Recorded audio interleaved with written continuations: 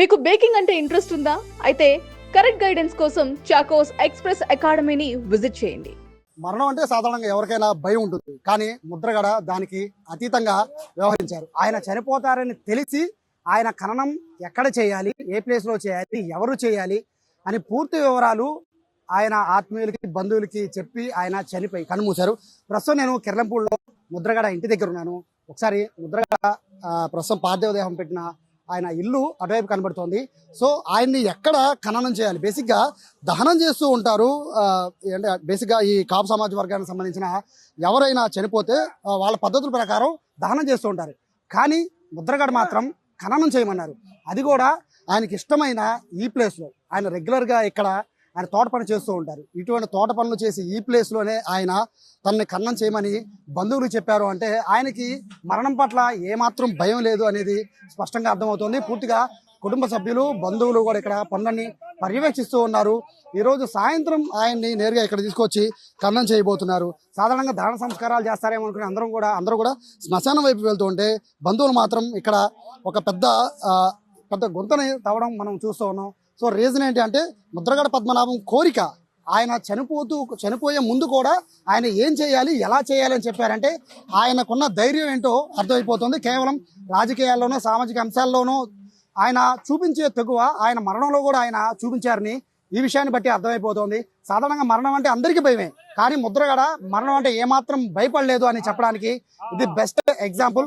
ఆయన చనిపోతారు అని ఆయన తెలిసిన వెంటనే కుటుంబ సభ్యుల్ని పిలిపించుకొని ఆయన మాట్లాడి ఇక్కడ చేయాలి కార్యక్రమం అని చెప్పారంటే నిజంగా ఈ విషయంలో అయితే ముద్రగడని అభినందించాల్సిన పరిస్థితి ఉంటుంది. ఎందుకంటే చాలా మందికి మరణం అనేది ఒక భయం కావచ్చు, లేకపోతే తదనంతరం ఏమవుతుందని భయం కావచ్చు, లేకపోతే తన ఆస్తులు ఏమైపోతాయని భయం కావచ్చు. ఇవన్నీ దానికి అతీతంగా పనిచేసిన పరిస్థితి. సో కొంతమంది ఆత్మీయులు అండ్ బంధువులు సార్ ఎందుకని ఇదే ప్లేస్ని ఎంచుకున్నారు, రీజన్ ఏంటండి? ఆయనకి ఈ ప్రదేశంలో ప్రేమ, ప్రాణం, ఇక్కడే చావాలి, ఇక్కడే ఉండాలి. నేను చనిపోయి ఇక్కడ ఉంటానని చెప్పాడు ఆయన. అది ఎవరు చెప్పారనుకుంటున్నారు? అనుచరులు చెప్పాడు. నేను చనిపోయింది నా పిల్లలు చెప్తే భయం పడతారు. నీకు చెప్తున్నాను, 6 నెలల ముందు చెప్పాడు ఆయన. ఇక్కడికి పెట్టమని చెప్పాడు వాళ్ళ అబ్బాయికి. కానీ ఎక్కడ పెట్టాలో కూడా ఆయన చెప్పాడు. ఇక అంటే నాకున్న సమాచారం ప్రకారం అంటే ఈ సామాజిక వర్గంలో చూస్తే ఎక్కువ దహనం ఉంటుంది. కానీ ఆయన కోరిక ఈ మట్టిలో కలిసిపోవాలి. ఈ మట్టి మీద ఉన్న మమకారం ప్రేమ అయింది కోరుకున్నాడు. బేసిక్ అందరికి భయం కదండి చావు అంటే, కానీ అంత ధైర్యం భయం లేదు సార్. చావు అంటే భయం అయితే 13 రోజులు నిరాహార దీక్ష ఎందుకు చేస్తాడు సార్?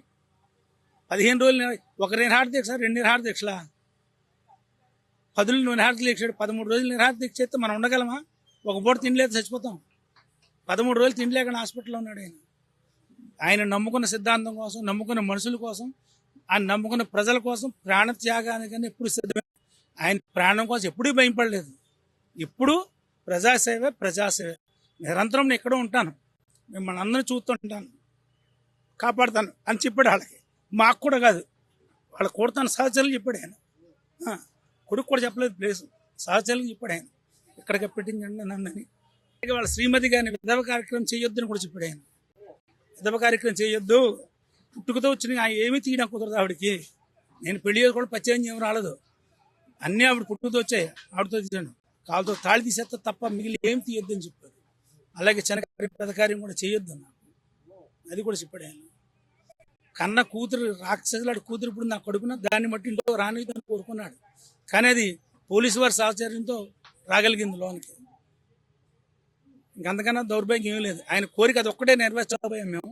ఏ కోరిక అయితే కోరుకుండా కూతురు రాకూడదని అది మట్టుకు మేము ఆపలేకపోయాం. అయినా ఇక్కడ ఆయన అభిమానులు ఎవరు చూడలేదు. ఏదో ఒక యాక్ట్ చేసి వెళ్ళిపోయింది. ఆవిడ కేవలం ఒక షో చేయడం కోసం వచ్చింది. రేపు జనసేనలో పవన్ కళ్యాణ్ గారు మెచ్చి మేకతోలు కప్పేస్తాడు, రాజమండ్రి మేయర్ ఇచ్చేస్తాడని ఆశ, లేదా మా ఎమ్మెల్యే టికెట్ ఇచ్చేస్తాడు ఆశ, అంతే తప్ప తండ్రి మీద ప్రేమ కానీ ఇంకేమైనా.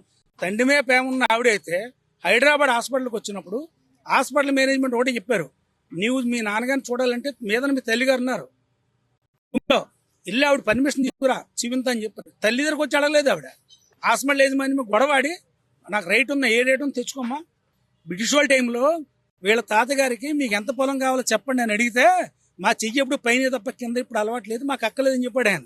ముద్రాడ పద్మనాభం గారు, వీళ్ళ తాతగారు పద్మనాభం గారు. అదే వారసత్వం ఈయనకి జీన్స్. ఎప్పుడు ఎదరోడికి పెట్టడమే తప్ప చేయి చాచడం అని అలవాట్లేదు ఆయన. ఇంత కాపుద్యమం చేసినప్పుడు ₹1 ఎవరిదైనా ఇచ్చుకున్నాడు సార్? ఇంతమంది కాపులు ఉన్నారు, ఎవరిదైనా రూపాయి ఇచ్చుకున్నామా? మా ఇంట్లో రూపాయలు ఖర్చు పెట్టుకున్నాం, మా కుటుంబం రూపాయలు ఖర్చు పెట్టుకున్నాం. బస్సులు పెట్టుకుని జనాలు తీసుకురండి, నీ వంతుకు బస్సు పెట్టి జనాలు తీసుకురా, అంతే తప్ప నాకు అక్కడ డబ్బులు ఏమొద్దు. భోజనాలకి మెయింటెనెన్స్, స్టేజ్ మెయింటెనెన్స్ అన్నీ మేమే పెట్టుకున్నాం. ₹1,00,000 కోట్ల రూపాయలు ఖర్చు పెట్టాము ఉద్యమానికి. మేము అక్కడికి చెప్పాం, ఇది రాజకీయం ఎలక్షన్ కాదు కదా వెంకట గారు, కులం కోసం ఉద్యమం చేస్తున్నారు, అందరూ సహకరించే బాగుంటుంది కదా అని అడిగితే, ఇవాళ మనం ఏ వ్యక్తి దగ్గరైనా ₹1,00,000 తీసుకుంటే ఆ వ్యక్తి నా పేరు చెప్పి 10 లక్షలు వదిలేస్తాడు. అక్కడ ఆ చెడ్డ పేరు మనకు రాకూడదు. వద్దు వెంకట గారు, ఓపుకుంటే మీరు పెట్టండి, లేదా నీ ఇల్లు వాకిలు అమ్మేసి నేను పెడతాను అన్నాడు ఆయన. అది ఆయన నిబద్ధత అంటేనే.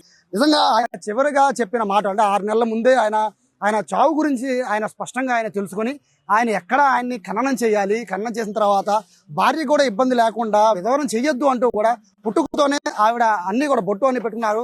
నా ద్వారా ఏం బొట్టు లేదు కాబట్టి నేను చనిపోయినా కూడా బొట్టుతోనే ఉండాలని చెప్పి ఆయన చెప్పిన మాటలు నిజంగా ఈ కాలంలో కూడా ఇలాంటి ఆదర్శ మనుషులు ఉంటారా అనేది అయితే నిజంగా ఆశ్చర్యం కలుగుతోంది.